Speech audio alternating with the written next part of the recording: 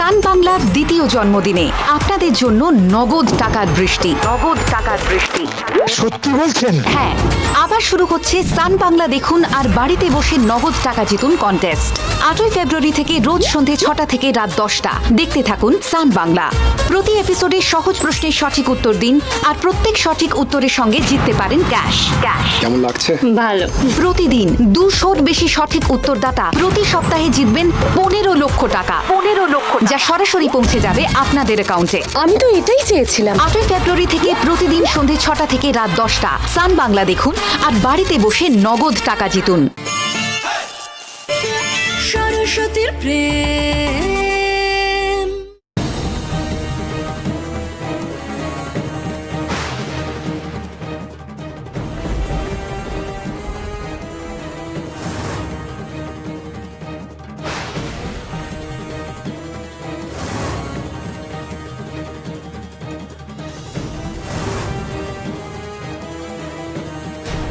ও বাড়ি থেকে ফোন এসেছিল।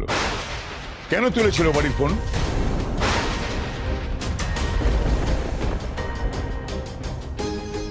যেখানে জেঠুর ভয় সেখানেই দুপুর হয়।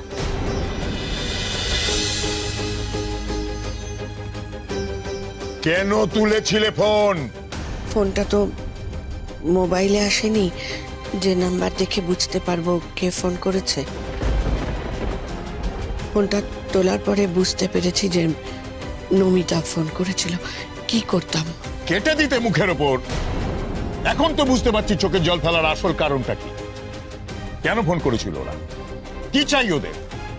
কি এমন বলেছিল ফোনে যে তারপর চোখের জল ফেলার পরেও তার কারণটা তুমি আমার কাছে চেপে যেতে চাইছিলে, লুকোতে চাইছিলে? আমি বুঝতে পারছি না তুমি দাঁড়িয়ে দাঁড়িয়ে কি করে শুনলে ওদের কথা। কেন ওদের বুঝিয়ে দিলে না যে ওদের কোনো কথা শুনতে আমরা প্রস্তুত নই? প্রস্তুতি থাকলেও অনেক সময় পরিকল্পনা ভেস্তে যায়। তুমি পারলে ঠেকাতে? রুদ্র তো এসেছিল, এই পর্যন্ত এসেছিল। আর তোমার তো অনেকগুলো বছরের প্রস্তুতি ছিল।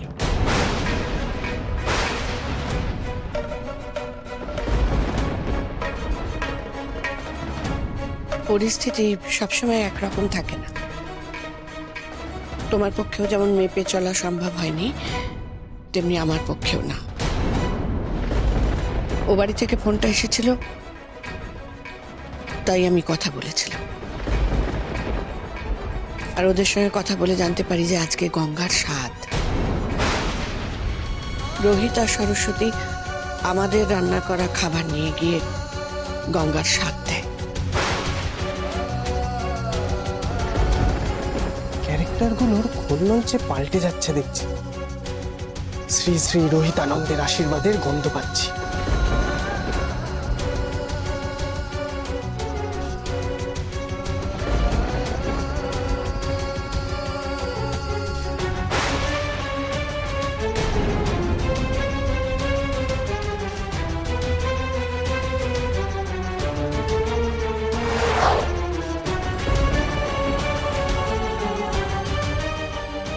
তোমরা ওদের বাড়ি গিয়েছিলে? অপরাধ নেবেন না জেঠু। আমরা মানে কারা একটু বলবেন? যদি মেয়ে জামাই সম্পর্কে কথা বলেন তাহলে সরি, সেটা আমি মানতে পারবো না। আপনি এখনো সেই স্বীকৃতি আমাদের দেননি। দিলে আপনার সব প্রশ্নের আমি উত্তর দিই। আর দ্বিতীয়ত, যদি আমরা আপনার কেউ নাই হই তাহলে আমরা কোথায় যাব, কোথায় আসব, সেটা নিয়ে কৌতূহল নাই বা দেখালে। চলো সরস্বতী। শত্রু শত্রু মিত্র হয়েছে তোমার। না জেঠু, আপনি আমাদের সম্পর্কটাকে স্বীকৃতি না দিলেও আমি মন থেকে আপনাকে জেঠু সম্মানটাই দিই। ওই যে একটু আগে আপনি শত্রু শত্রু মিত্রর কনসেপ্টটা বললেন না, সেটা পুরাণে আছে, আমার অভিধানে নেই। আমি জানি আপনি সকলকে নিজের থেকে দূরে সরিয়ে আত্মসন্তুষ্টি লাভ করেন। তার বদলে আপনি অন্যের মুখে হাসি ফুটিয়ে দেখুন, তাতে অনেক বেশি আনন্দ আছে। ট্রাই করে দেখবেন একদিন। তোমার সাহস দেখে আমি অবাক হয়ে যাচ্ছি।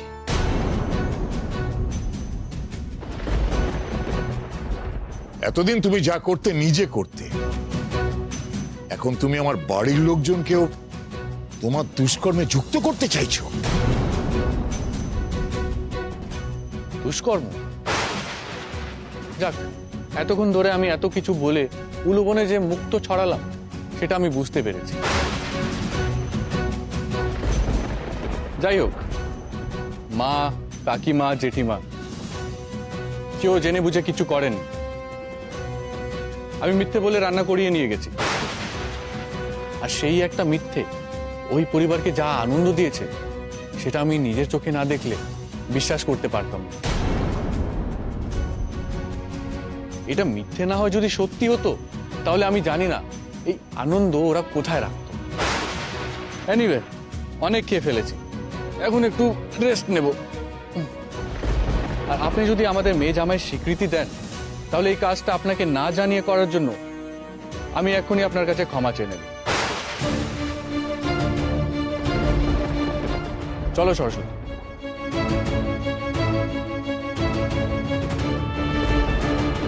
আর হ্যাঁ, এই বাড়ির কেউ কিছু জানতো না। খামোকা আমার রাগটা অন্য কারোর উপরে উগড়ে দেবেন না।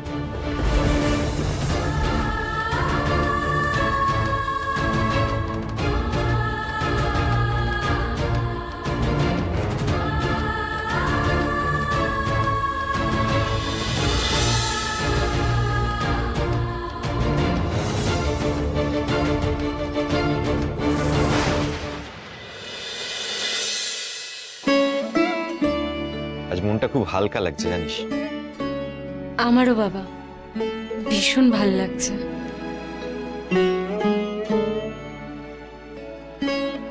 মা, তোমার ওদিকে সমস্ত কাজ ছাড়া হলো? হ্যাঁ রে, তোমার আজ সারাদিন খুব ধকল গেল, তাই না? দূর পাগল, মায়েদের তো এসব করতে ভালোই লাগে। তোর শরীর ঠিক আছে তো? কষ্ট হচ্ছে না তো? হ্যাঁ মা, আমি ঠিক আছি। কি বলতো, শুধু একটু খাওয়াটা বেশি হয়ে গেছে। একটু মানে দেখেছো মা, আমি একটা দিন একটু বেশি খেয়েছি, তাই জন্য কেমন ঠাট্টা করছে আমার সাথে। দেখো, আমার জেঠি কাকিরা আমার জন্য রান্না করে পাঠিয়েছে, আমি খেয়েছি, বেশ করেছি। তুমি তো জানোই না যে ওরা কত ভালো রান্না করে। আচ্ছা, তুমি আর জানার সুযোগ দিলে কোথায়? সবটাই তো নিজে খেয়ে নিল।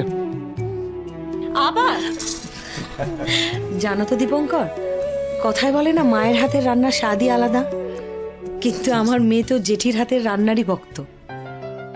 আর ওই সংসারে আমি রান্নাঘর ছাড়া বাকি কাজ আমিই করতাম, রান্না তো ওরা তিনজনই করতো। সত্যি গো মা, আমি এখনো রান্নার গন্ধ শুকে বলে দিতে পারবো যে কোনটা ও বাড়ির রান্না। আজ এই কতদিন পর আমি সেই পুরনো রান্নার স্বাদ পেলাম। কিন্তু এমনটা তো হওয়ার কথা ছিল না। আজ তোর লুকিয়ে লুকিয়ে ও বাড়ির খাওয়ার কথা ছিল না। আজ তোর মায়ের সাথে ওর জেঠি কাকিরও আদর পাওয়ার কথা।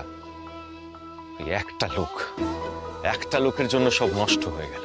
থাক না বাবা, সব পুরনো কথাগুলো মনে করে কেন আজকের এই আনন্দের মুহূর্তটা নষ্ট করছেন? না বাবা, মনে করতে চাইছি না। আমার তো শুধু কষ্ট হচ্ছে বৌদিদের কথা ভেবে।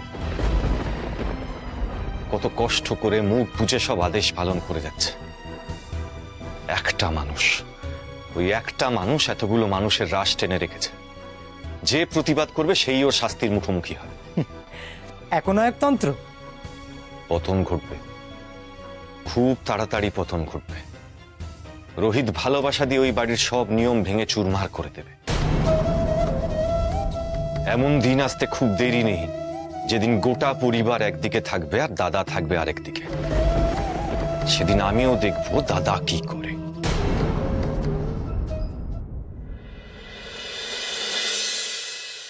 দিদি, দাদু, ভাই, মা, জেঠি, কাকি, প্রায় সবাই উইন। আর তো বেশি বাকি নেই রোহিত। কি হু, তুমি কি চিন্তায় পড়ে গেলে নাকি? না, বাকিগুলো হয়ে যাবে। আসলে বাকি সংখ্যাগুলো তো ফ্যাক্টর নয়, আপনার ওই একখানা জেঠু তো একাই 100। তুমি কি হাল ছেড়ে দিচ্ছ রোহিত? কিন্তু তোমার ডিকশনারিতে তো না শব্দটা নেই। তুমি না অসাধ্য সাধন? না, আমি হাল ছাড়ছি না, তবে হাল ধরে রাখাটা এত সহজ হবে না। আপনার জেঠু নোঙরটাকে এত শক্ত করে রেখেছে যে জোয়ার ভাটায় দুলছে কিন্তু সরছে না। তাই এত বড় একটা জাহাজকে স্রোতে ভাসাতে গেলে ধাক্কাটা আরো জোরে দিতে হবে। যেভাবেই হোক এই কাজটা যত তাড়াতাড়ি সম্ভব সেরে ফেলতে হবে। আমাদের হাতে সময় অনেক কমে এসেছে, আর শুধু জেঠুকেই সঠিক পথে আনলে তো অ্যাসাইনমেন্টটা কমপ্লিট হবে না। এরপরে অনেকগুলো কাজও আছে। এদিকের কাজগুলো মিটলে দিদির বিয়ের ব্যাপারে আরেকবার ঘটকালি করতে হবে। সেন্সিটিভ ব্যাপার, প্রপার প্ল্যানিং করতে হবে।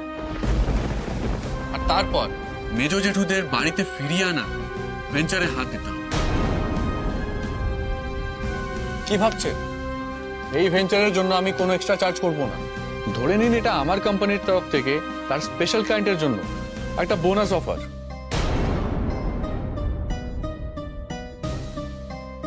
মানছি কাজগুলো কঠিন, তবে রোহিত যখন বলেছে তখন এসব নিয়ে আপনাকে কোনো চিন্তা করতে হবে না। কিন্তু এই কঠিন কাজগুলো ধীরে ধীরে যত সহজ হয়ে যাচ্ছে, অন্য আরেকটা কাজ ততটাই কঠিন হয়ে যাচ্ছে। তোমার আমার মিথ্যে সম্পর্ক দিয়ে সবকিছু ঠিক হচ্ছে। এই সম্পর্ক যে সত্যি নয় সেটা শেষ অবধি প্রমাণ করতে পারবো তো?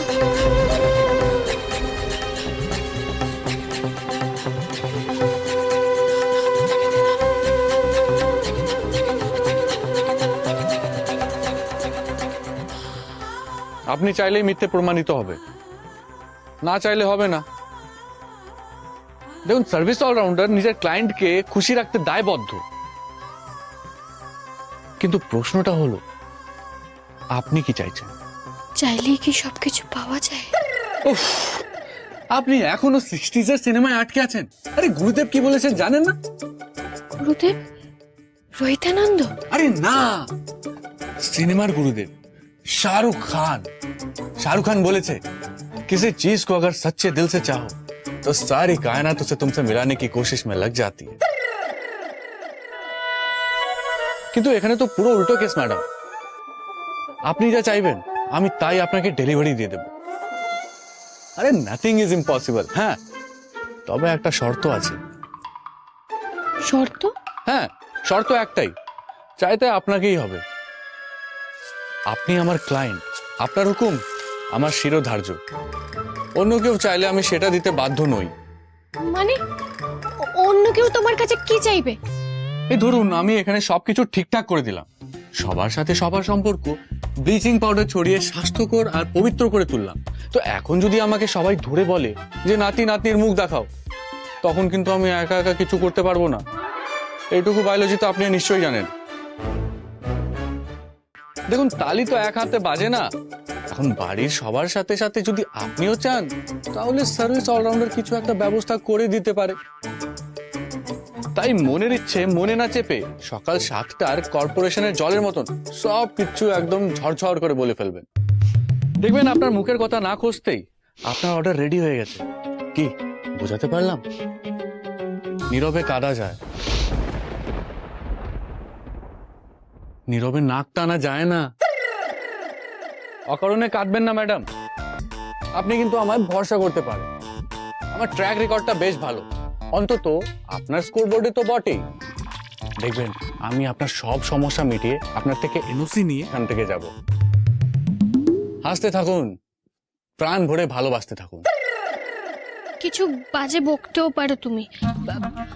আমি কাঁদছি না, ঠান্ডা লেগেছে তাই নাক টানছিলাম। খামোগা কাঁদতে যাবো কেন? আমি জানি আমার মুখটা বাচ্চাদের মতন সরল আর নিষ্পাপ,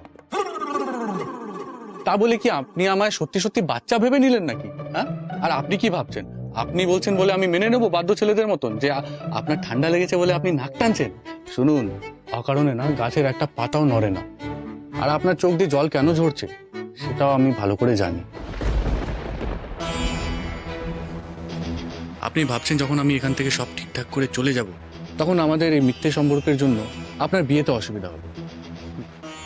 ম্যাডাম, এই রোহিত কাজের সময় যা যা জিনিসপত্র ছড়িয়ে ছিটিয়ে রাখে, কাজ শেষ হওয়ার পর কিন্তু সেসব নোংরা ঝাঁট দিয়ে পরিষ্কার করে দেয় ভালো করে। আর তাছাড়া কাস্টমারের প্রাইভেসি সার্ভিস অলরাউন্ডারের কাছে গুরুত্বপূর্ণ একটা বিষয়। সার্ভিস অলরাউন্ডার কখনো নিজের কাস্টমারের ডেটা থার্ড পার্টির সাথে শেয়ার করে না। আর যখন আপনার বিয়ে হবে তখন জেঠুকে বলবেন ইভেন্ট ম্যানেজমেন্টের টেন্ডার নিয়ে আমাকে ক্যাশ হাতে স্মরণ করতে। আপনার বিয়ের থেকে নিয়ে আপনার হানিমুনের ফ্লাইটের টিকিট পর্যন্ত সব। আর কাজ পছন্দ হলে বিবাহ বার্ষিকী, স্বাদ, অন্নপ্রাশন সব ইভেন্ট আমি অর্গানাইজ করে দেব। আর কি কি করবে? আর কি কি করে দিতে পারো তুমি? হ্যাঁ, সব পারো তাই না? কোনো কিছু করতেই তোমার কোনো অসুবিধা হবে না, তাই তো? কি হলো? কি হলো? উত্তর দিচ্ছ না কেন? বলো, এখন কি তুমিও নাক টানবে? কি হলো? উত্তর দাও।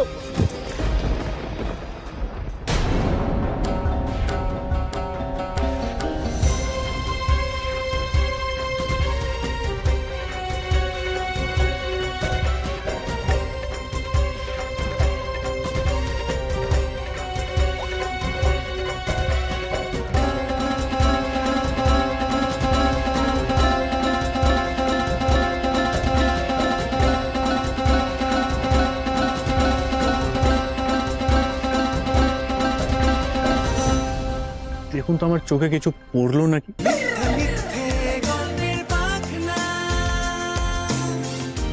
উড়তে উড়তে সত্যি হোক না,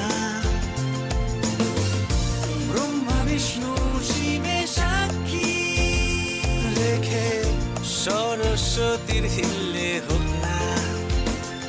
শহরে দেওয়াল জুড়ে ভালোবাসার ফুল ফ্রেম, দমকা হাওয়ার মতো সরস্বতীর প্রেম, সরস্বতীর প্রেম। আমি নিজের চেনা ক্লায়েন্টদের 10% ডিসকাউন্টও দিই। যেভাবে প্রেমের হাতে খড়ি, সেভাবে বন্ধু পাওয়া যায়। সম্পর্কে মিথ্যে আহামরি, হাতে হাত না রেখে কি উপায়?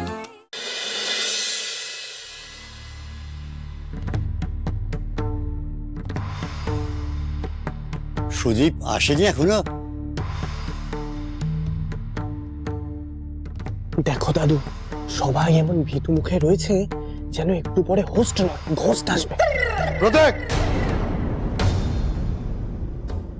বর্দি, আমাদের সবাইকে এখানে বর্দা কেন ডেকে পাঠিয়েছে গো? কি জানি, আমিও তো কিছুই বুঝতে পারছি না। তবে সবাইকে যখন একসাথে ডেকে পাঠিয়েছে তখন ভালো খবর নিশ্চয়ই কিছু হবে না। আর সেই কথাটা ভেবেই আমার বুকটা কাঁপছে জানিস। দাদু, এখানে টেনশন তো ক্রিকেটের ব্যাটিং এর থেকেও টান টান হয়ে উঠছে।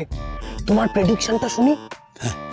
কি আর হবে, রোহিতকে জব্দ করতে সুদীপ নির্ঘাত কোনো ফোন দিয়ে দিচ্ছে।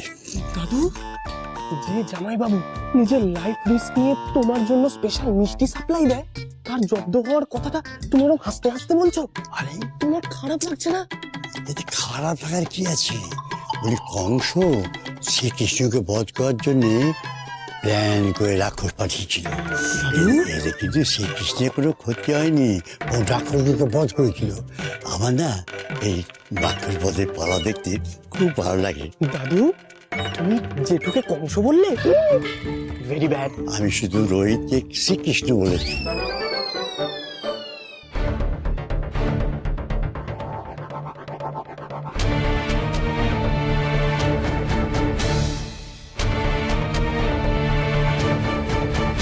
যাক, সবাই এসে গেছো।